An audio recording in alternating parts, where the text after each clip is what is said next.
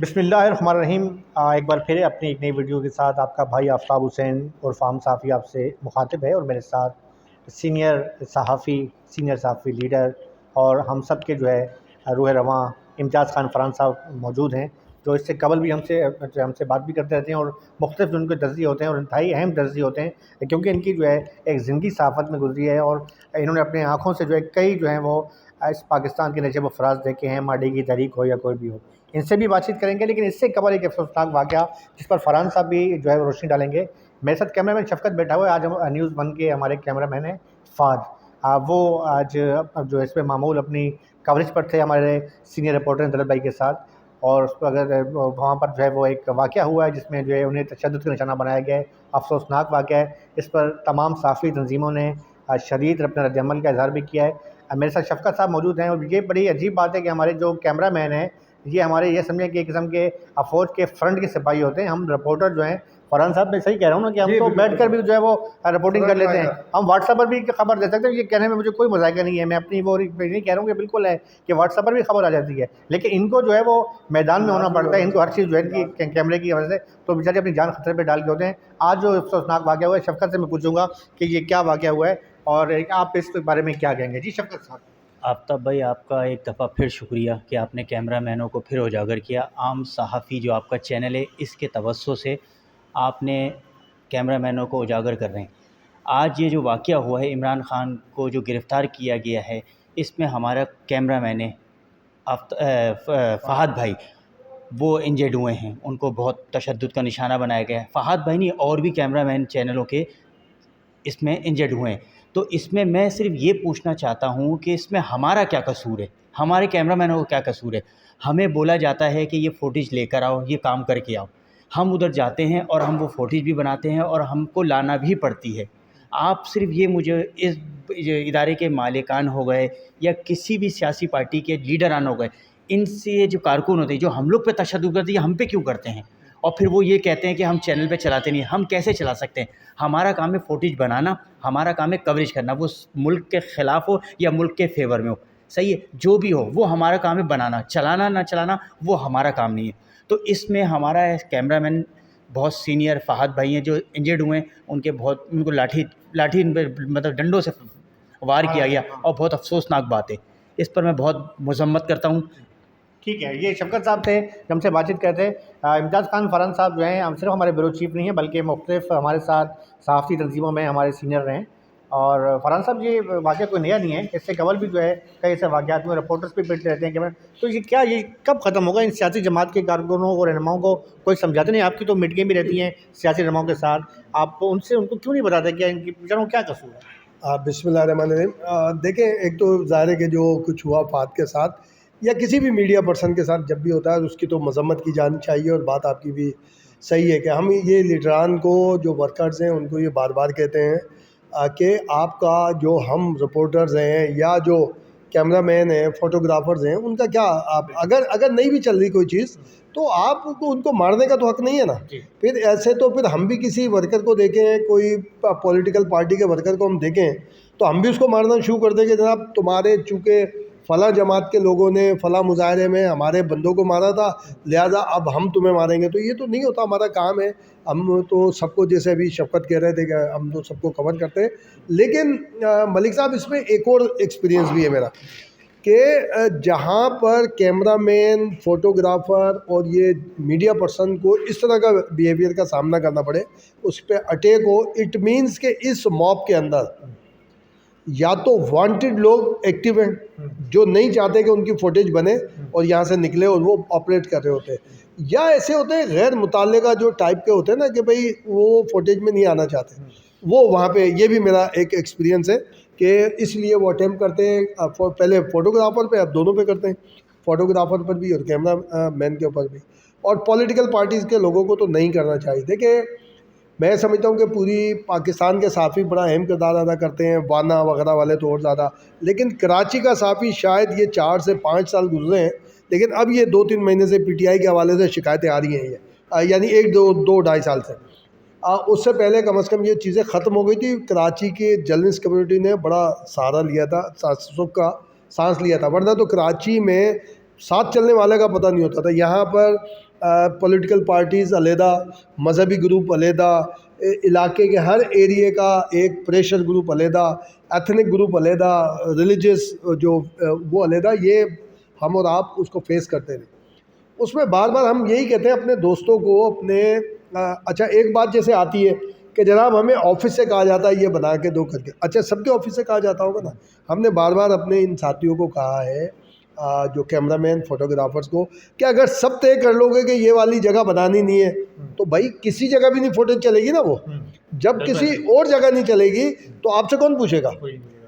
तो आप आपस में अगर तय नहीं कर सकते तो ये तो फिर आप लोगों का एक आपस में एक प्रॉब्लम आता है। हम तो अपने, आप भी बैठे हम भी है, न्यूज़ वन में सख्ती से ये हिदायत होती है कि पहले ख़ुद को सेव करना है आपने। आपको कोई ज़्यादा जो है ना वो करने की ज़रूरत नहीं है कि जनाब बहुत वो जाए, महफूज खुद को करके फिर करें। ये हमें मालकान से लेके एडमिनिस्ट्रेशन, चाहे हमारे पहले डायरेक्टर न्यूज़ हाफिज़ तारिक साहब थे, इस वक्त शाह महमूद साहब है, और जो हमारे आरिफ महमूद और हमारे जो भी ज़िम्मेदारान हैं, हम भी और हमारे ऑनर्स भी, वो कहते हैं कि जी पहले अपने आप को सेव करें, उसके बाद आप ये कार्रवाई करें।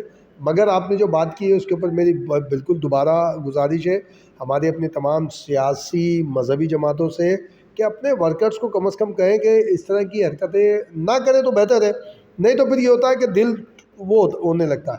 क्योंकि ये बात एक और जो आपने एक बात की थी शुरू में कि माजी में जो बहुत ख़तरनाक कराची में हुए, एक आपको याद होगा कि MQM की रैली थी जब 92 ऑपरेशन चल रहा था, तो हमारे जाहिद भाई थे उस वक्त, ये इलेक्ट्रॉनिक मीडिया होता नहीं था, तो वो तारीख़ी तस्वीरें कि पुलिस अफसर ने उनके सामने गन तानी हुई है और उन्होंने कैमरा यूँ किया हुआ, तीसरे किसी फोटोग्राफर ने वो तस्वीर बनाई थी और दोनों ने पोजीशन ली हुई है। तो वहाँ पर भी ये मैसेज दिया था आपने हमने से मुराद हमारी जर्नलिस्ट कम्युनिटी ने कि हमारा हथियार ये है, हमारा हथियार कलम है, हमारा हथियार कैमरा है, हमारा हथियार जो भी, यानी कि अब डिजिटल कैमरा हो गया, पहले वो स्टिल फुटेज होती थी, ये हमारी आपकी है, हम यही काम करते हैं। और कराची में तो बहुत सारे इस तरह के होते रहे, महीने में 6-6 8-8 होते थे और हमले होते थे, शहादतें हुई हमारे दोस्तों की।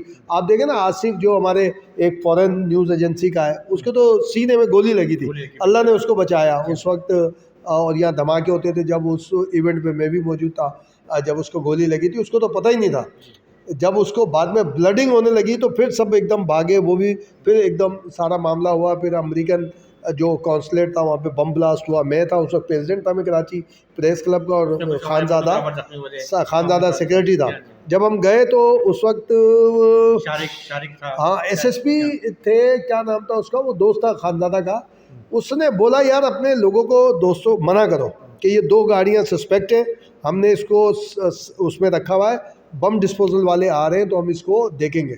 हम अपने दोस्तों को मना करते रहे उधर मत जाए, उधर मत जाओ। उन्होंने बोला नहीं, जैसे पता चला ये सस्पेक्ट गाड़ियाँ बनाने के लिए गए, ब्लास्ट हो गया था। ब्लास्ट हुआ तो वो ज़ख्मी हुए कई एक हमारे फोटोग्राफर, एक फोटोग्राफर की तो उंगली भी उड़ गई थी और काफ़ी सारे हुए। तो हमें देखें एहतियात का दामन हाथ से नहीं छोड़ना चाहिए। मैं अपने दोस्तों को बार बार एक कहता हूँ कि देखें हम भी सोल्जर की तरह हैं, हम भी महाज पे जाते हैं। आर्मी में मैं डिफेंस कॉरेस्पॉन्डेंट हूँ और मोस्ट सीनियर डिफेंस कॉरेस्पॉन्डेंट हूँ, और 89-90 से जब मैं एक सिंधी अखबार में, सिंधी ग्रुप में होता था, इबरत ग्रुप ऑफ पब्लिकेशन में, वहाँ से हूँ। और उस वक्त टू यंग में डिफेंस कॉरेस्पॉन्डेंट था और हमने बहुत सारी एक्सरसाइज अटेंड की, कवर की। वहाँ पे हमें सिखाया जाता है, यानी आर्मी को में भी ये होती है, जो भी फोर्स होती है, फोर्स को ये सिखाया जाता है पहले खुद को महफूज करें, देन अटैक, फिर आप अपने आप को वो करके। आप देखें जब हम किसी फ्लाइट में जाते हैं तो आपने देखा फ्लाइट में क्या ऐलान होता है कि ये हो सकता है नामवार हो सकती है, तो आपका ऑक्सीजन मास्क खुद गिर जाएगा। जब ऑक्सीजन मास्क गिरे तो पहले आप खुद लगाएं भाई, जब आप खुद डिसेबल हो गए तो आप दूसरे की मदद कैसे करेंगे, पहले आप खुद को।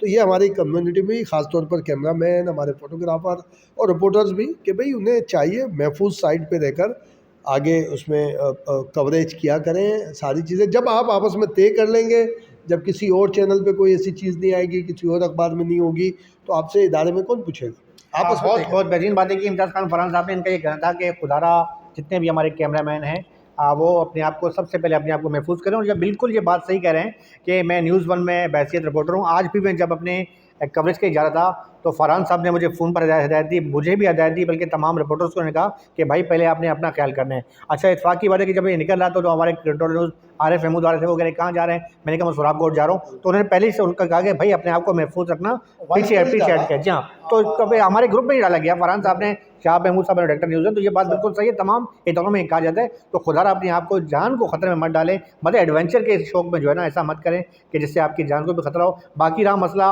बिल्कुल फरहान साहब ने सही कहा है कि ये उनको खतरा होता है कि जिनके दिल में चोर होता है, वही जो है हमारे कैमरा में कोशिश करते हैं कि हमारी कहीं तस्वीरें ना आ जाएँ, कोई फुटेज ना आ जाए। बहरहाल मलिक साहब, आपकी इजाज़त से एक बात मैं और रिक्वेस्ट करना चाहूँगा हुकाम बाला से।